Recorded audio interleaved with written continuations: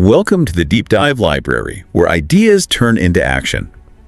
This isn't just another book podcast. This is where we break down powerful books to extract the real, actionable lessons. Exactly. If you're hungry for insights, obsessed with growth, and ready to apply real knowledge from the world's most impactful thinkers, you're in the right place.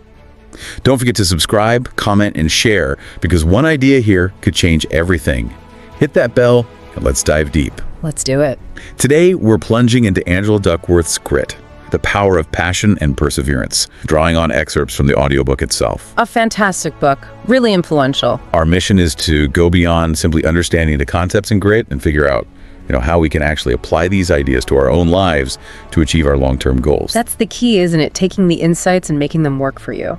So in this deep dive, we're not just summarizing Duckworth's work. We're really trying to pull out the core insights about what grit truly is, and, maybe more importantly, why it matters so much. We'll look at her personal stories, her research, the interviews she did, all to give you a really clear picture of how passion and perseverance drive success.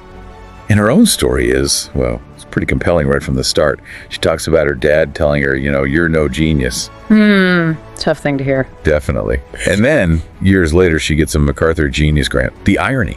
It's right there. It really is. And you can see how that personal experience would make her question this whole societal obsession we have with innate talent. Absolutely. It sort of forces you to think, what really leads to achievement if it's not just being born smart? Exactly. That early experience, it clearly shaped her thinking. Instead of just relying on some idea of natural gifts, she had to build her abilities through, effort. And that led her straight to her definition of grit. Which is? It's that powerful mix. Passion and perseverance both aim squarely at long-term goals. It's about sticking with things, resilience. Okay, so let's dig into that. What does grit actually look like? Duckworth starts with a really interesting setting. West Point. Beast Barracks. Yes. For anyone who doesn't know, what exactly is that? Why is it such a sort of crucible for grit? Well, Beast Barracks is the initial summer training for new cadets. Yeah. And it's deliberately designed to be incredibly demanding. Physically, mentally, it pushes people right to their edge. Sounds intense. Oh, it is. The schedule is relentless. The demands are high, constant pressure. It creates this environment where, frankly, only the really resilient and determined make it through. The dropout rate tells the story. It's high. And what's fascinating is that West Point, even with its super selective admissions, they struggled for years to predict who'd actually survive Beast. That's right. They even brought in a psychologist, Jerry Kagan, way back in the 50s to try and figure it out with personality tests. Yeah. Didn't work. Those early attempts just didn't find a reliable predictor. So they had this whole candidate score, right? For admissions, SATs, grades, leadership, fitness, the whole package. Exactly. A really comprehensive score trying to measure aptitude and potential. But the bombshell finding was, it didn't predict who got through Beast. Not at all. That's the striking part. This score, meticulously designed, completely useless for predicting who would stick it out through that initial intense training. The real predictor was something else entirely. Something they weren't even measuring yet. Grit. Grit. Exactly. Wow. That's a huge disconnect, isn't it? All this data on potential, and it misses the thing that actually matters when things get tough. It really makes you think. And there was a military psychologist there, Mike Matthews, who pointed this out from his own experience. He said it wasn't just talent he saw making the difference in tough situations. What was it? It was a never give up attitude. Yeah. That simple. And that really clicked with what Duckworth later found when she started interviewing high achievers everywhere. And she talked to people in all sorts of fields, right? Yeah. Business, arts, sports. Yeah, across the board. Leaders, top performers. And she found this common theme emerging. She called it a ferocious determination. Ferocious determination. Okay, break that down. What are the components? She saw two key things. First, resilience and just plain hard work. Bouncing back from setbacks, putting in the hours. Right. And second, a really clear sense of direction, knowing what your long-term goals are. That combination, the hard work and the focus, that's what set them apart. So if this never give up attitude, this grit is so crucial, how do you actually measure it? It seems kind of intangible. Right. And that's where Duckworth developed the grit scale. It's basically a questionnaire. What does it ask? It's self-report. It tries to get at your level of passion and perseverance for those long-term goals. So it asks you to rate yourself on statements, things like, I overcome setbacks to conquer an important challenge that measures perseverance. Yes. Or, my interests change from year to year. If you score high on grit, you tend to disagree with that one, showing consistency of passion. Got it. And when she used this scale back at West Point in 2004, what did she find comparing it to that whole candidate score? This is where it gets really interesting. The results were, well, pretty remarkable. She found absolutely zero statistical correlation between a cadet's grit scale score and their whole candidate score. Wow. Zero. How talented you looked on paper, according to West Point's own measures, told you nothing about your grit, and vice versa. But the grit score was a really strong predictor of who actually completed Beast Barracks. Yeah. They repeated the study the next year. Same result. That's powerful. Talent just wasn't the deciding factor there. Not for getting through that initial challenge, no. And Duckworth didn't stop there. She wanted to see if this held up elsewhere. Right, because West Point's pretty unique. Exactly. So she studied salespeople, another tough field, right? Lots of rejection, high turnover. Definitely. And guess what? Grit predicted who stayed in the job and who left. And it predicted it better than other personality traits they measured, like extroversion or stability. So the core idea emerging here is potential isn't the same as achievement? Precisely. Potential is what you could do. Grit seems to be the engine that determines what you actually do with that potential, especially over the long run. Which brings us nicely to this idea she calls the talent distraction. She even saw this before she became a psychologist, right, when she switched careers. Yeah, she had this high-flying job at McKinsey, the consulting firm. Good money, prestigious. Right. But she felt pulled towards teaching, so she took a big pay cut, went into the classroom. Much tougher work in many ways, but she felt it had more purpose for her. And that's where she started noticing things about talent. Exactly. Working directly with kids, day in, day out, she saw that the ones who did best weren't always the ones who seemed naturally gifted at the start. Effort mattered a lot. And she tells that story about David, the student who wasn't supposed to be good at math. Oh yeah, David's story is amazing. Initial tests suggested he wasn't cut out for advanced math, but he snuck with it. He persevered. And the outcome. He ended up getting a PhD in mechanical engineering from UCLA, became a literal rocket scientist. Wow. So much for those initial aptitude tests. It just shows, doesn't it? Initial judgments can be wrong. And sustained effort, that dedication, can take you incredibly far. It's interesting, too, how she looks back historically. Francis Galton talked about achievement needing ability plus zeal and hard work. Right. But then his own cousin, Charles Darwin, sort of pushed back a bit. How so? Darwin read Galton's work and wrote to him saying, essentially, he was surprised ability was rated so highly. Darwin felt people didn't differ that much in intellect. The real difference, he thought, was in zeal and hard work. Which lines up perfectly with grit. Exactly. It's this focus on effort and persistence. And Duckworth argues that our society's tendency to over-focus on innate talent, well, it can actually hold us back. By creating a fixed mindset. Precisely. If you believe your abilities are just fixed, that you're either born with it or you're not, well, why bother putting in a huge effort? It can make you afraid of challenges, afraid of failure, because failure might prove you don't have the talent. That makes sense. You wouldn't want to risk looking like you weren't naturally gifted. Right, and she uses the example of Chia, the violinist who went to Juilliard. You'd think natural talent all the way. Yeah, classical music especially. But Chia herself put her success down more to the hours and hours of practice, 4 to 6 hours a day, driven by her love for the music. She identified as a striver, someone who worked at it. So even in fields we think are all about genius, effort is huge.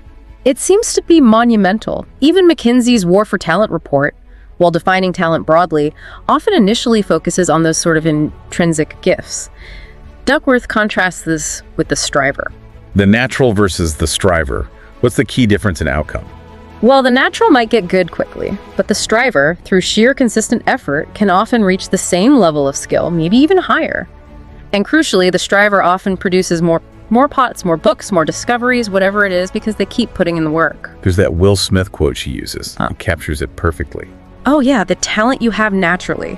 Skills only develop by hours and hours and hours of beating on your craft. It really highlights that effort does two things, doesn't it? Exactly. First, effort turns talent into skill. You practice, you learn, you refine. Right. And second, effort makes that skill productive. It's the grit, the persistence that leads to actual accomplishments out in the world. So grit isn't just about short bursts of intensity. It's more like a marathon than a sprint. Stamina. Absolutely. It's about endurance, keeping that effort and interest going over the long haul. Through boredom, through setbacks, through plateaus. It's not just showing up when you feel inspired. It's the day in, day out consistency. And she points to examples like chefs, investors, mathematicians, people who stick with their chosen interest for years, decades even. Yeah, that long-term commitment and the passion part of grit, it's not like a fleeting crush, is it? No, not puppy love for your work. Right. It's a deep, enduring devotion to your main goals. You stay committed even when the day-to-day stuff isn't glamorous or exciting. It's a deeper kind of love for what you're pursuing. The story of Jeffrey Gettleman, the New York Times reporter, that really illustrates it. He won a Pulitzer, but his path wasn't always clear-cut early on. Gettleman's a great example. It shows passion can kind of grow and solidify over time if you stay engaged. He didn't have it all mapped out, but he was deeply committed to the work, even when it was incredibly difficult, dangerous sometimes. And eventually, that sustained commitment led to huge recognition. Sticking with it even when the end goal isn't perfectly defined yet. Exactly. And speaking of goals, Duckworth talks about Warren Buffett's way of prioritizing that connects to passion too, right? Yeah, the 25 goals list. Right. List your top 25 career goals. Yep. And circle the top 5. And then, this is the crucial part. Actively avoid the other 20. Oh, yes. Avoid them like the plague because they distract you from what truly matters most. Duckworth takes it a step further, suggesting even those top 5 should ideally link up, serve some common higher purpose. Like a hierarchy of goals. Sort of. So all your efforts are aligned, pushing towards one big, meaningful thing. That builds a really focused, resilient kind of passion.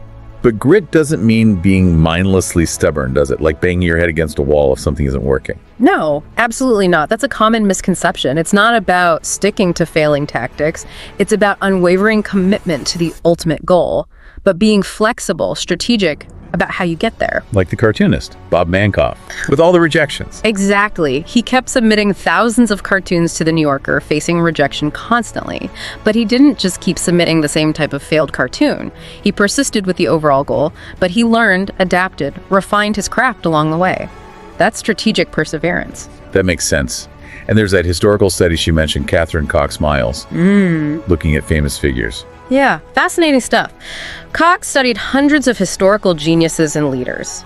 She found that the highest levels of eminence weren't necessarily achieved by those with the absolute highest IQs. So who achieved it? It was often those with high but not the highest intelligence combined with the greatest degree of persistence. Persistence again. Yep. She highlighted 2 key traits. Persistence of motive, which is basically passion, that long-term direction and strength of will or perseverance. Grit, essentially. So history seems to back this up too.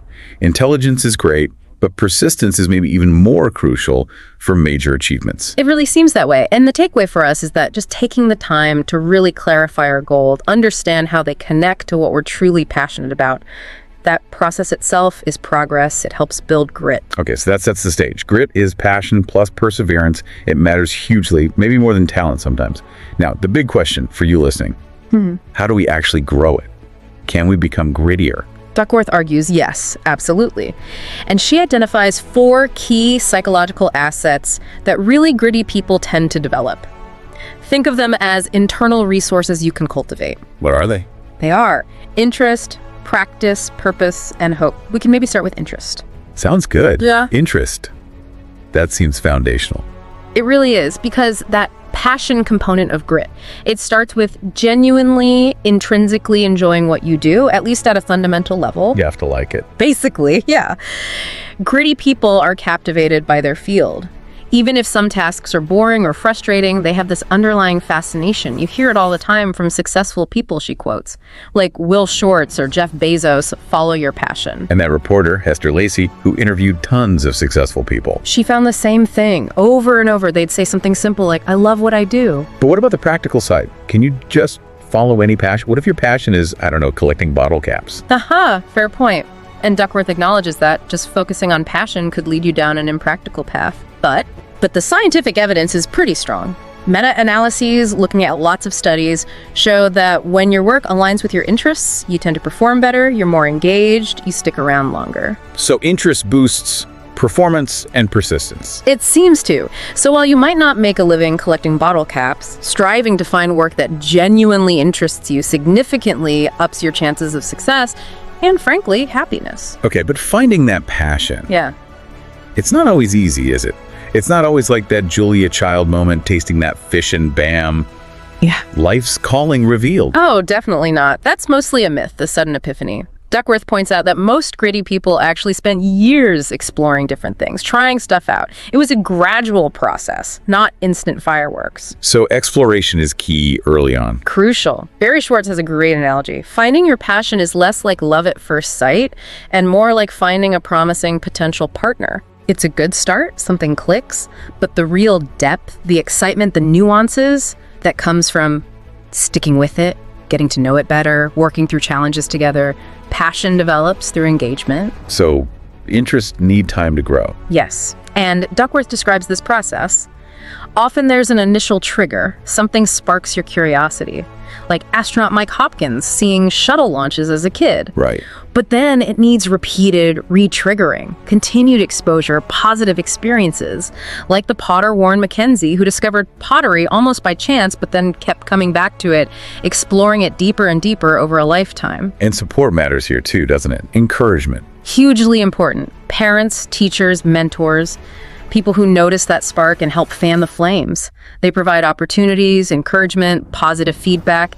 That really fuels a developing interest. Now, Amy Chua, the Tiger Mom, makes the point that loving something doesn't automatically make you great at it. True. Passion isn't a substitute for hard work and practice. You still have to put in the effort to get good. But Duckworth's counter is, Her counter is that you're likely to be even worse at something you don't love because you won't have the motivation to put in that necessary hard work.